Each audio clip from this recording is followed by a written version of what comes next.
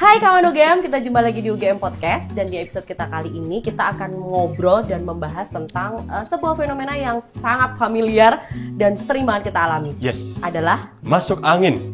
Sebagai fenomena budaya. Yes, betul sekali. Ada satu guru besar UGM yang meneliti tentang masuk angin. Kayaknya ada motifnya masuk angin yang benar. Terus cara ngerokin yang benar gimana? Sampai ke gimana sih caranya kita melestarikan kerokan untuk kedepannya. Dan buat kalian yang pengen tahu kayak apa sih sebenarnya kerokan yang benar itu, pakai alat apa aja sih? Tonton terus podcast kita, khususnya di episode ini. Dan selamat menonton semuanya.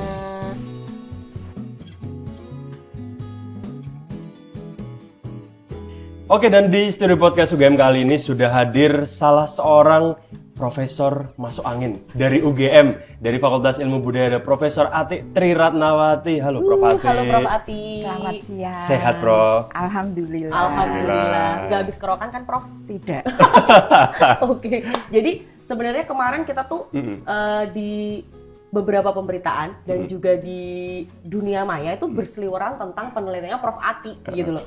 Tentang yang ngomongin tentang fenomena masuk angin gitu. Sebenarnya kan kalau ngomongin tentang masuk angin itu tuh udah kayak sehari-hari banget gak sih? Gitu. Cuman kepikiran untuk meneliti masuk angin itu kayaknya cuman Prof Ati gitu. Nah, mungkin Prof Ati bisa cerita dong sama kawan UGM yang lagi dengerin podcast kita.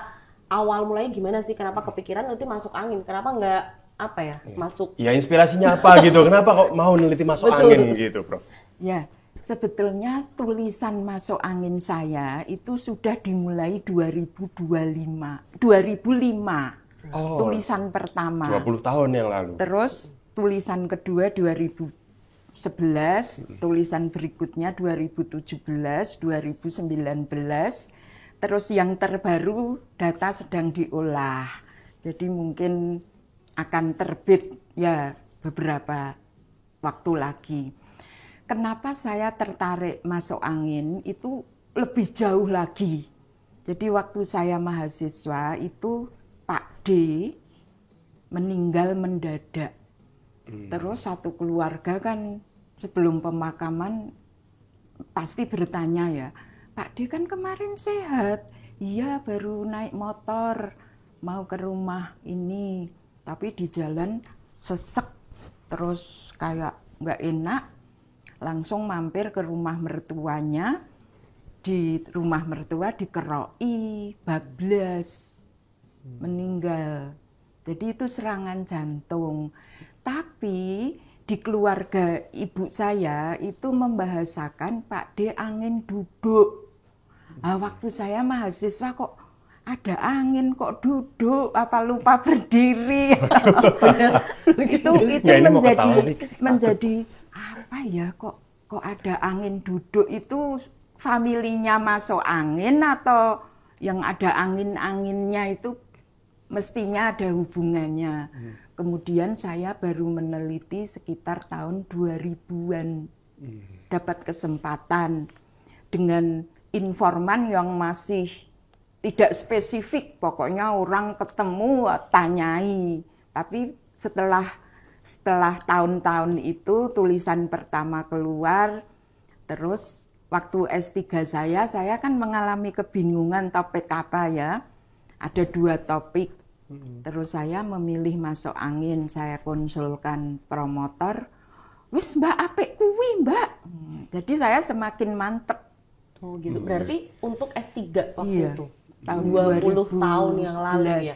Okay. Tapi menarik Prof, maksudnya berangkat dari pertanyaan Pak D-nya meninggal dunia begitu, berarti sebenarnya masuk angin tuh ada tingkatannya begitu, misalnya kayak tadi angin duduk, terus sampai halnya dia bisa fatal kayak gitu, memang dari penelitian Prof Ati memang ada tingkatannya? Iya, ada 3 kategori, masuk angin ringan, masuk angin berat, kemudian angin duduk. Masuk angin ringan itu biasanya masih mampu beraktivitas, hanya ada rasa tidak enak, itu dikerok 1 kali, udah sembuh. Masuk angin berat, ini yang membedakan gejalanya adalah dia ditambah mencret atau mutah. Kayak muntaber itu mungkin ya? Ya, pokoknya keluar dari atas, keluar dari bawah. Kalau angin duduk, kategori ketiga itu tidak pakai gejala karena sebetulnya itu timbunan rasa masuk angin yang dibiarkan dan itu waktunya lama. Sehingga yang angin duduk ini mendadak. Tanpa gejala tiba-tiba sesek, kemudian ya terkapar, belum sempat ditolong, biasanya langsung bablas. Di kalangan medis, masuk angin duduk ini kan dikenal sebagai serangan jantung. Ini pertolongan pertamanya adalah harus dibawa ke UGD secepatnya, nggak boleh dikerok. Nah, orang Jawa itu ya pokoknya kalau tidak enak badan ya kerokan itu senjata utama. Betul. Pak De saya kan nggak enak ya? badan. Nah, mertuanya ya mengerok begitu saja. Sesuai request Dan ya, Bro? ya sebetulnya kalau yang angin duduk itu bisa dikenali kalau keluar keringatnya itu besar-besar, sejagung-jagung, itu serangan Jantung. jantung. Angin duduk tadi. Iya, nggak boleh dikerok. Karena harusnya kalau misalnya masuk angin biasa itu nggak separah itu ya Iya, gejala awalnya. iya. Kayak cuman nggak enak badan, Iya, lemes betul, gitu-gitu kan. betul. Iya kayak biasanya lah. Iya sih. gitu. Tapi sebenarnya masuk angin tuh apa sih, Prof? Maksudnya angin yang masuk gitu terus nggak bisa keluar terperangkap terus apa Ya, gimana? jadi konstruksi berpikir orang Jawa itu masuk angin dianggap sebagai tubuh kita terlalu banyak unsur angin yang masuk ke tubuh. Jadi ibaratnya orang sehat itu panas dan dingin harus seimbang. 50%, 50%. Begitu dinginnya melebihi 50%, itu keseimbangan tubuh sudah mulai ini ya, oleng ya.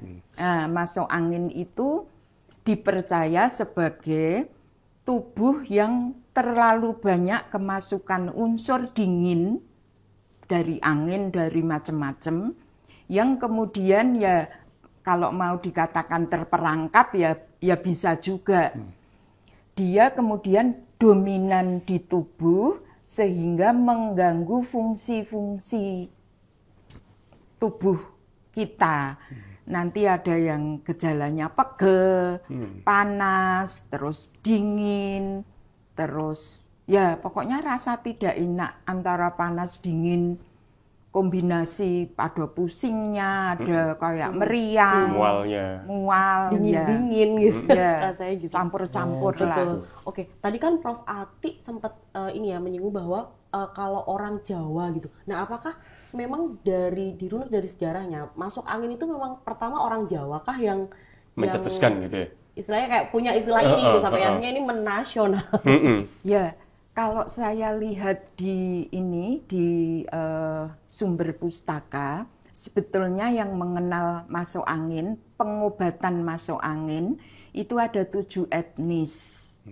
Mereka rata-rata pakai herbal dengan daun, dengan rimpang, dengan yang beda-beda.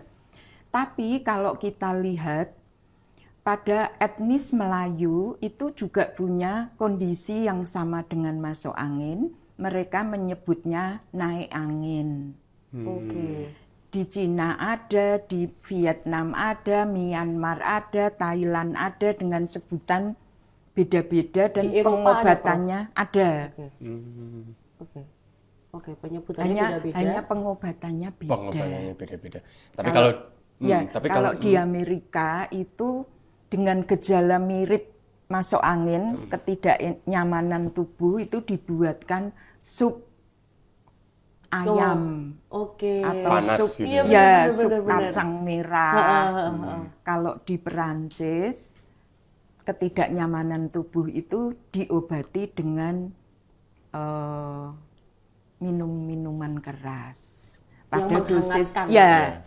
Intinya karena dingin mendominasi, maka supaya seimbang itu harus ada unsur panas yang masuk ke tubuh kita. gitu. Supaya kembali Intinya di situ, seimbang. Intinya membalance antara suhu panas dan dingin dalam tubuh kita. Ya, jadi kerokan, terus Minum teh hangat, Mas. jahe, ada minum Wah, kopi, oke. ada minum apa antangin JRG atau macam-macam Tidak itu muncul, Iya. masuk ya. untuk menaikkan suhu. Jadi dari riset di tempat lain itu memang terbukti setelah kerokan tubuh akan naik suhunya dari 1/2 derajat sampai 2 derajat. Tapi emang betul ya. Iya Kalau sih. habis kerokan apalagi habis itu dipijet, Iya. itu rasanya kayak Enak gitu enak ya. banget. Kayak pegelnya hilang Iya. gitu, muanya hilang. Tapi ya ini pertanyaan selanjutnya sih, karena masuk angin kayak udah jadi apa ya, keseharian kita gitu. Batuk dikit masuk angin, Meriang gergesi dikit masuk masuk angin. angin gitu. Solusi terbaiknya kerokan. Itu Prof. Katanya sudah dari turun-temurun di Indonesia, mungkin khususnya di Jawa gitu sudah ada gitu kerokan. Tapi dari penelitian Prof Atik, kerokan tuh kayak gimana sih maksudnya Prof? Yang bener kayak gimana? Terus kadang ada yang pakai koin, pakai bawang, Iya benar. pakai apa Bener, lagi bener, dan bener. sebagainya kayak gitu. Penasaran aja sebenarnya metode kerokan yang proper ya. Yang oke gitu dari sudut pandang Prof Ati Iya. itu kayak gimana? Ya, jadi kebetulan saya punya mahasiswa dari Sabang sampai Merauke ya, terutama yang S2 itu saya sering tanya, terutama yang dari Papua atau dari wilayah lain, pernah kerokan? Pernah Ibu, saya sekarang nyandu. Kenapa orang Papua kok bisa mengenal kerokan? Ternyata dia bilang, saya kenal kerokan dari ART saya. Rupanya dia dulu tinggal di Surabaya. Jadi ART-nya orang Jawa, terus dia kalau mengeluh badan tidak enak itu langsung ART-nya maju. Ibu saya kerok ya. Jadi dia nyandu. Oh, enak sekali itu.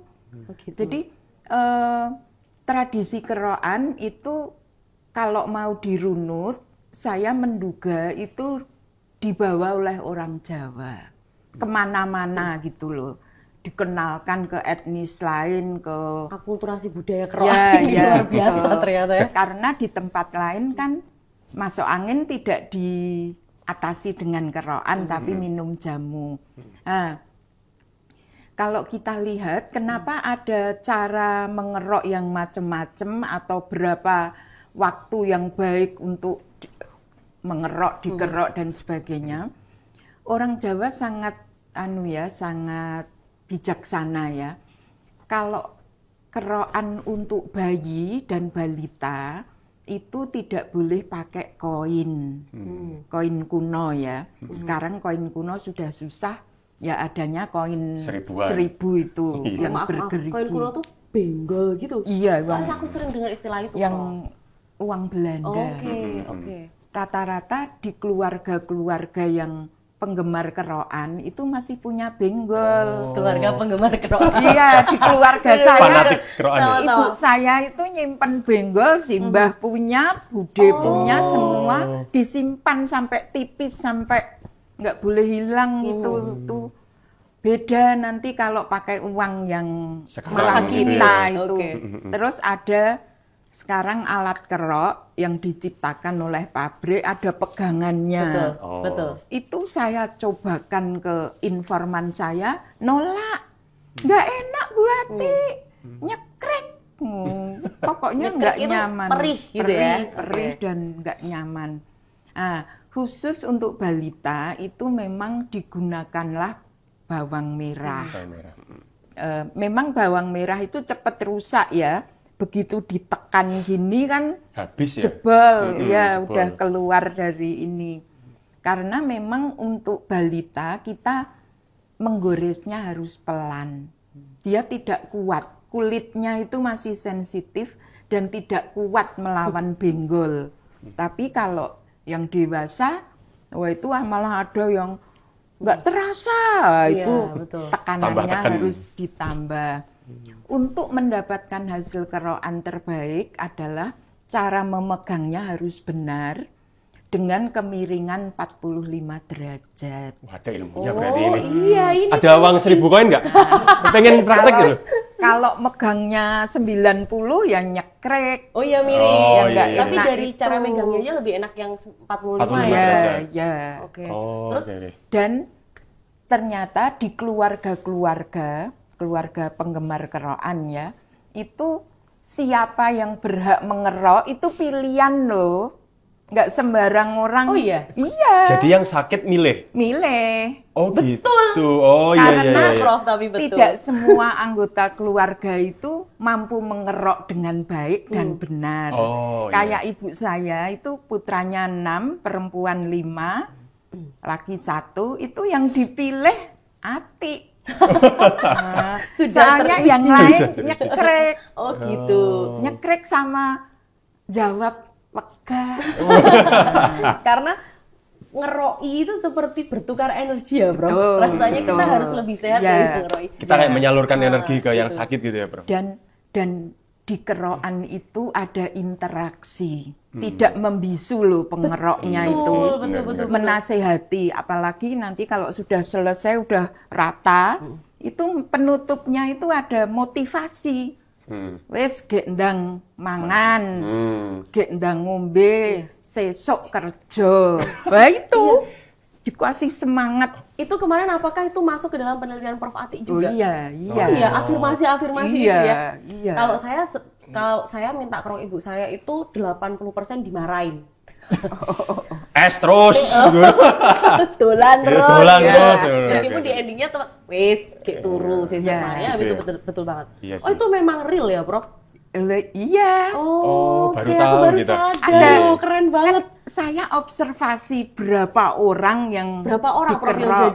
yang jadi ini Ya, objek penelitian? karena lokasinya itu di 2 tempat, di pantai, masyarakat nelayan dengan petani. Nah, saya menemukan kasus terbanyak di petani. Karena yang nelayan itu unik. Nelayan itu katanya yang sering masuk angin itu istrinya. Padahal Yang dia yang tinggal melaut. di darat. Oh iya. Itu malah gampang masuk angin. Suaminya itu udah tahan Tahan angin. guncangan, nggak pernah masuk angin. Kalaupun mereka masuk angin, mereka sudah bawa yang itu kayak antangin. Oke, yang lebih terus praktis. saya pernah tanya, kalau dulu belum ada antangin diapakan? Oh, kami punya cara sauna ala nelayan. Jadi dia katanya pakai sarung, dikerukup, terus godok wedang. Oh. Jadi Pokoknya pori-porinya menjerang terbuka juga air, ya, Prof, ya? ya. Terus nanti uapnya itu bisa masuk ke, Dalam Iya, sarung ya. tadi. Terus hasilnya itu dia kemeringet. Oke. Kalau sudah keluar keringat itu kan tanda-tanda kesembuhan muncul. Iya. Di riset saya itu ada kalau nggak keliru 7 atau 9 tanda kesembuhan. Keluar keringat, kentut, enteng, glegeken, macam-macam lah pokoknya. Nah, itu satu tanda saja muncul, dia udah berharap Kesembuhan. sembuh. Kak, bentar. Iya. Ini sangat menarik sekali. Iya, menarik. Prof, Nah, aku ya pengen kan tahu. ada nih, kalau misalnya orang tuh dikerok, itu dia ikut he itu. Apakah itu juga ada di penelitian Prof Ati? Kenapa bisa seperti itu? Itu sudah mau kayak glegeken gitu. Enggak, yang ngerokin suka ikut Malah justru gelegean, ngerokin. gitu. Kalau di kasus saya kok enggak suaranya. Nggak ketemu. Ini nanti di-cut nggak apa-apa sih, Prof. Tapi, Prof. Aku cuma penasaran aja. Tadi teknik ngerok, oke ya 45 derajat pakai koin. Minyak ada khusus, Prof? Ada nggak? Sama kenapa pakai bawang merah, Prof? Kok enggak bawang putih? Ya. Minyak dulu. Ya. Kalau Pilihannya. zaman dulu ini saya menemukan informan yang keluarga masih tradisional ya. Dia cerita dulu saya kalau kerokan minyaknya minyak tanah dan bukan minyak tanah baru tapi yang sudah bekas yang ada di teplok. Oh. Teplok itu lampu Sentir. tradisional. Templok sendiri. Minyaknya harus minyak bekas. Oh. Katanya kenapa nggak minyak baru? Eman-eman. Sayang. Orang Jawa itu kan Oke. ada yang pakai minyak bekas. Dan mereka mengatakan antara minyak goreng dengan minyak tanah itu lebih mandi, lebih manjur. lebih enak gitu loh, nggak bau, nggak ini. Tapi yang paling banyak itu adalah minyak tanah, minyak goreng. baik bekas maupun baru.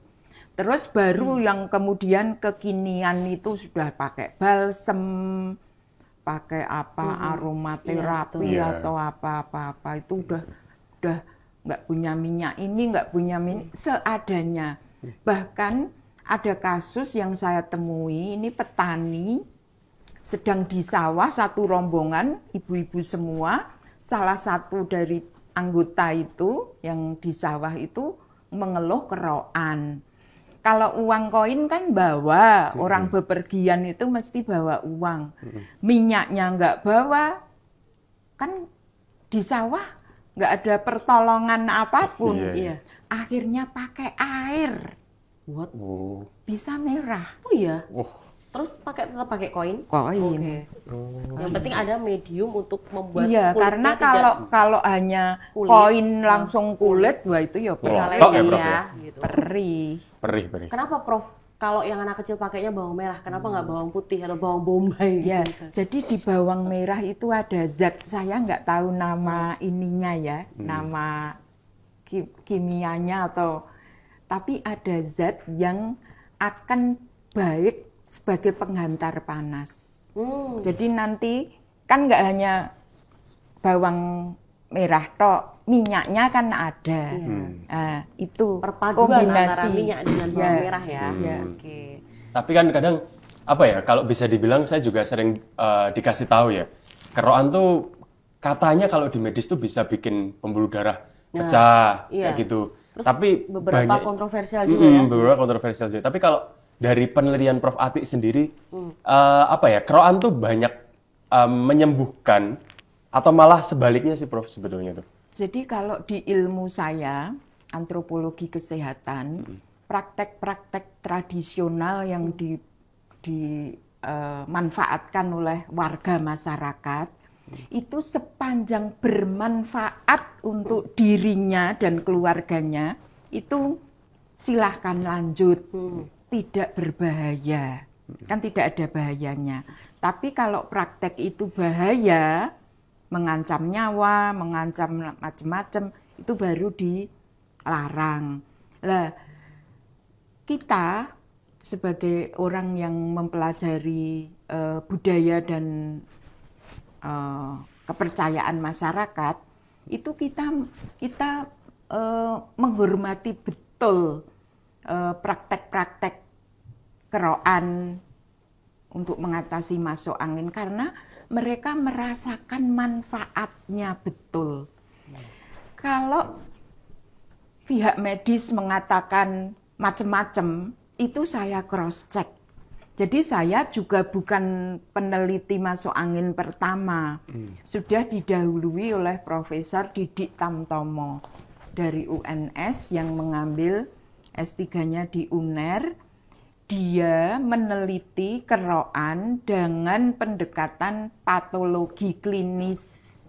Jadi kulit yang dikerok itu kemudian pakai pembesaran atau pakai mikroskop atau apa, saya nggak paham. Kemudian dibandingkan apakah kulitnya rusak atau jaringannya rusak atau tidak.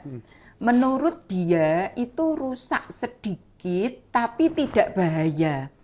Dan warna merah yang muncul dari akibat kerokan, itu pihak medis kan mengatakan itu pembuluh darah pecah. Tapi Profesor Didik Tamtomo enggak, itu hasil dari keluarnya darah. Darah tapi dalam jumlah yang sedikit, tidak bahaya. Itu memang ada perlukaan, ada darah yang keluar, terus menciptakan warna. Nah, kalau di riset saya, itu warna yang muncul dari hasil kerokan itu mengindikasikan berat tidaknya masuk angin. Semakin ungu, biru dan ungu, semakin berat. Kalau hanya pink, udah dikerok berkali-kali kok meng pink. Nah itu masuk angin ringan. Oke. Pernah nggak Prof ketemu bukan orang Asia yang dia juga suka kerokan gitu? Orang Jepang. Oh masih Asia ya? Eropa, Amerika gitu Prof? Belum ada? mungkin nggak tahan ya. Oh iya Iya betul. sih, sakit soalnya Panas mungkin. dan sakit ya. Iya. Betul betul. Kalau orang Jepang masih mirip-mirip ya, serumpun ya sama kita ya. Oke.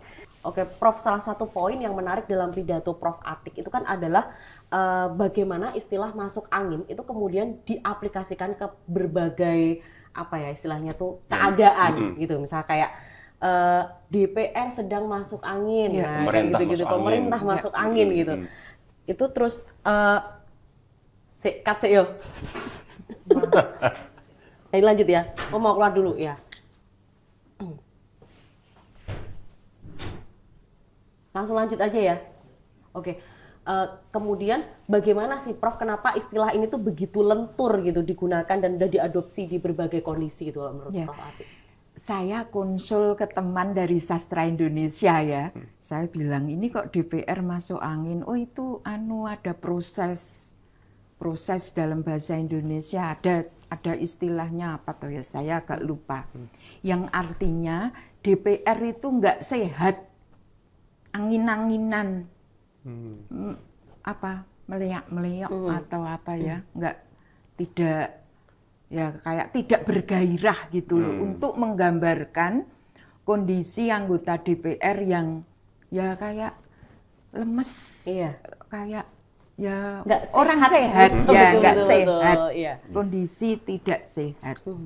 Dan saya akan menduga kata masuk angin nanti bakal masuk ke ranah yang lain-lain. Sekarang sudah masuk di ekonomi. Kalau karena saya sering sering ngedep Shopee gitu ya, Shopee atau itu E-commerce. ya itu tuh saya taunya dari penjual tas pre-love gitu, kulit. Terus dia mesti menunjukkan ini tasku itu masih bagus, ini ada cacatnya loh. Nah itu selalu, ini masuk angin, saya kasih harga turun. Begitu. Jadi ada pinggiran yang lecet, ada bekas-bekas, ada Bercak-bercaknya. ya ada pinggirannya, kayak selangnya itu udah nongol, itu dianggap untuk Masuk dengan mudah dia digunakan untuk menggambarkan situasi yang Ya. kurang bagus ya gitu kurang istilahnya, Prof, bagus, ya. jadi kayak nggak sehat. Yes, Yes, betul, betul. setuju banget. Tapi gimana ya? Kalau melihat generasi sekarang ini ya Prof ya. Kadang kan generasi sekarang kan sukanya yang praktis-praktis. Betul. Setelah mungkin mereka mulai greges, mulai kayak masuk angin gitu kan, mereka lebih beli tolak angin, beli antangin gitu. Kayak yang disebutin Prof Atik tadi ya, yang Nah, lebih praktis gitu. Kira-kira budaya kerokan dan masuk angin ini akan gimana ya? Akan bertahan nggak sih Prof sampai besok-besok, dan apakah kemungkinan akan bertransformasi nih? Mungkin besok bukan masuk angin tapi enter wine gitu misalnya misalnya. Atau besok mungkin metodenya diganti gitu kan, kerokan lagi kayak gitu-gitu. Ya, selama orang tua masih mensosialisasikan, sekalipun anak muda tidak menyenangi, tapi minim dia pernah mendengar, pernah melihat, itu sudah agak aman ya. Tapi yang kebetulan saya meneliti kerokan di kalangan kaum milenial. Kemudian yang terakhir, masuk angin di mata pelajar. Ini yang sedang diolah datanya. Kaum milenial dengan pelajar hampir sama, ada mispersepsi. Mereka pandangannya medis oriented ya, bahwa masuk angin itu hanya gejala mau sakit apa, gejala untuk mau kena ini, kena itu. Sementara orang Jawa itu menganggap masuk angin itu sebutan untuk nama penyakit yang namanya masuk angin. Medis modern tidak ada istilah masuk angin di kamus kedokteran. Masuk angin hanya dikenali sebagai gejala akan ini, akan ini, bisa kemana-mana. Sehingga di temuan saya di kalangan anak muda milenial itu mereka memang kalau merasa masuk angin, mengatasi yang paling utama itu tidur. Oh, berdasarkan riset ternyata seperti itu. Iya. Mereka memilih tidur dalam waktu berjam-jam gitu ya. Terus konsumsi vitamin, mineral, terus dibawa tidur. Kemudian kalau ini tidak ada perkembangannya, dia melirik yang antangin-antangin itu. Oh, Karena praktis. Bagi kaum milenial rasa antangin itu cocok di lidah mereka. Justru milenial. Milenial karena nggak ada pahitnya, nggak kayak konstruksi mereka tentang jamu Betul. yang pahit, baunya sengak. Kalau Gen Z, Prof, apa penelitian sudah sampai Gen Z juga? Maksudnya kalau milenial kan mungkin sesaya gitu, sedangkan saya sendiri adalah penganut paham keroan gitu.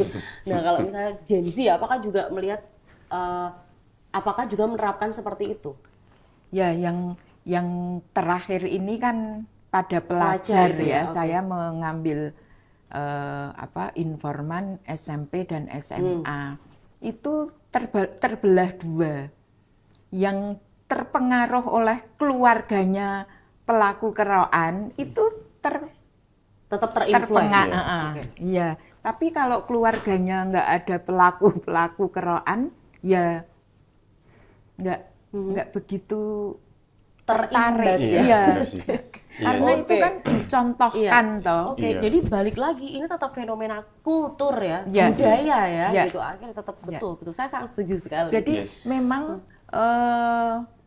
keluarga-keluarga yang masih mempraktekkan keroan itu akan diimitasi oleh generasi di keluarga itu. Bener sih. Tapi keluarga yang tidak mengenal, ya dia hanya mendengar dari teman, dari tetangga, dari pembantu, dari lingkungan. Tapi betul, Prof. Bener sih. Ada rencana nggak, Prof, bikin seminar keroan gitu? Misalnya, ya kita melestarikan yang budaya itu loh. Misalnya tadi teknik keroan yang baik seperti apa, minyak yang baik seperti apa. Kayaknya pernah mau bikin festival keroan juga waktu itu. Nah, ada rencana ke depan seperti apa? Ini ada penggemar saya yang sudah menantang. Ya, dia wawancara pendek.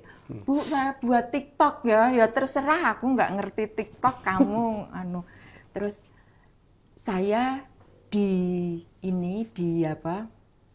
sudah didesainkan hari ini juga sudah rundown acaranya itu udah dari menit ke menit sudah dibuatkan. Dia yang mau cari sponsor, katanya sedang nego dan tidak perlu forum besar karena akan dilakukan di Fakultas Ilmu Budaya saja. Dia bilang, Bu, 50 cukup ya. Nanti Bu Ati ya pembicara utama, terus nanti panitianya mahasiswa, moderator mahasiswa. Pokoknya melibatkan mahasiswanya Bu Ati. Dia tanya, Bu Ati ingin audiensnya apa? Audiensnya itu pelajar, Gen Z, mahasiswa, orang biasa tapi dia menawarkan bagaimana kalau kepala sekolah, Bu. Saya mikir apa hubungannya ya dengan kepala, soalnya pemberi dana itu menyukai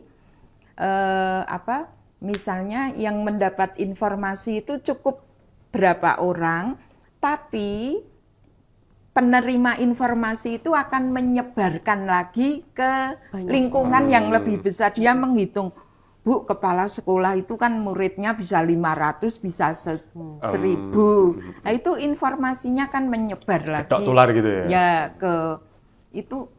Tapi saya ditawari teman dari kedokteran, dia bilang, Mbak, bicara ke IDI mau. IDI. Ikatan Dokter Indonesia. Ya. Terus saya mikir, ya saya carikan waktu dulu. Bagus loh Mbak, kalau mau. Betul. Di IDI, ya kamu yang buat kan acaranya aku tinggal datang saja. Iya. Terkait dengan festival kerokan atau sejenisnya itu saya hanya ada keprihatinan. Ini kalau kaum muda ini nggak dicontoni, nggak diprovokasi, orang anak muda itu kan seneng hadiah, seneng lomba. Nah, saya waktu diwawancara itu apa yang mau dilakukan? Saya nyeletuk saja, ya kerokan dilombakan lah. Nanti saya jadi jurinya. Setelah saya pikir, waduh, agak susah juga, berarti yang dikerok kan harus masuk angin. Oh iya sih ya. Kalau nggak masuk angin nggak akan menimbulkan warna merah. Oke. Sebelum closing, mungkin nanti nih pas edit bisa dibalik agak depan ya, Dep. Aku lupa tadi. Oke. Prof, kenapa kalau kerokan itu sebenarnya ada nggak sih motif khusus kerokan yang benar gitu? Karena kan selama ini kerokan lurus gitu kan, gitu. Apakah memang seperti itu yang benar atau sebenarnya bebas aja gitu asal nyaman? Gitu? Ya. Kalau saya mengikuti kebetulan beberapa informasi yang saya terima, itu etnis tertentu yang mengenal kerokan itu motifnya beda dengan orang Jawa. Teman saya itu orang Melayu, dia cerita, Mbak Ati kalau di tempatku itu motifnya nyiur melambai. Melengkung? Pohon kelapa. Oh, pohon kelapa. Jadi Jadi lurus, Iya. tengah, ya, terus kanan kiri melengkung. ya, Oke. ya nyiur melambai karena ya sehari-hari yang dia lihat Nyiur melambai. pohon kelapa, Kelapa, dan betul. itu menginspirasi ya. Kalau orang Jawa itu model sirip ikan atau Oh, miring ya, lurus ya tapi miring ya. kayak ikan itu loh, kayak Ri. ya. Kenapa Jadi itu, Prof? miring. Tapi saya menemukan ada orang mengerok motif pager. Pager itu lurus. Terus Oh. Oke. sebetulnya motif itu tidak penting, yang penting itu tekanannya itu menyasar tidak titik-titik akupuntur. Jadi ternyata di belakang tubuh kita itu ada ratusan titik-titik akupuntur ala Cina ya, yang orang Jawa itu ngeroknya itu tepat di titik-titik akupuntur, kan di antara dua ruas tulang belakang. toh, bukan tulangnya toh yang dikerok, tapi Iya. dua di antara. Iya, benar. Di antara dua Ada ruas. nggak, Prof, bagian-bagian tubuh yang dikerok tuh hanya boleh itu aja itu? Kalau informan saya itu mengatakan bagian tubuh yang nggak boleh dikerok itu hanya mata dan alat vital. Pipi Karena boleh guys. kaki pun mereka mengerok. Boleh. Iya, ada Jadi, sih, ada. ya petani di Sleman itu kalau Capek sudah capek sekali kerja, dia yang kaki itu dia lakukan sendiri. Oke. Baru yang geger itu minta Orang lain. tolong anak, mantu atau pasangan atau jadi kaki pun bisa dikerok, bisa merah dan juga. asal sesuai dengan titik-titik Iya, penyembuhan iya. tadi sebenarnya Iya. make sense Iya. aja ya, Prof, yang mau Tangan dikerek kan gimana aja. juga. Iya, ada Iya. sih yang kayak gitu. Tapi kalau titik C-nya itu di mana, Prof? Sebenarnya angin tuh kadang berkumpulnya di mana? Di belakang Di tulang belikat ya? di belakang tubuh kita. Oh. Ada satu informan ahli itu yang mengatakan belakang tubuh kita itu jendela angin. Jadi angin di tubuh kita kalau terlalu banyak itu awal mulanya lewat belakang. Sehingga dia mengkritisi kalau orang bepergian naik motor jarak jauh kok dadanya malah dikasih apa? Jaket atau ada yang pakai koran. Sebetulnya yang harus dilindungi yang belakang. Oke, jadi kayak gitu, Dit. Seru banget ya rasanya ngobrolin tentang masuk angin. Betul. Banyak banget yang mungkin kita tanyain karena Ya. mungkin ini terlalu relate gitu loh dengan kehidupan Yes, kita betul. sehari-hari. Apalagi tadi ada motif-motif tertentu yang mungkin teman-teman bisa juga mengikuti motif itu, mungkin bikin pohon kelapa gitu ya. Sirip ikan. Itu ternyata Gitu. juga. Yang penting C-nya atau titik anginnya itu bisa tepat gitu. Insya Allah Betul nanti bisa sekali. sembuh gitu ya. Dan untuk Prof. Ati, terima kasih sekali sudah menyempatkan waktunya hadir di podcast UGM hari ini. Sama-sama Mbak. Ini informasinya sangat menarik dan mungkin nanti akan kita sebarluaskan seluas-luasnya. Tapi kita juga nggak bisa nyebarin informasi yang menarik ini sendirian. Maka dari itu kita minta tolong kawan UGM semuanya yang menyaksikan podcast kita hari ini untuk jangan lupa share di segala platform media sosial yang kalian punya. Betul sekali, dan karena itu semuanya akan membantu kita untuk lebih semangat lagi untuk bisa hadir di platform kalian masing-masing ya. Dan kita berjumpa lagi di episode podcast berikutnya ya. Terima kasih.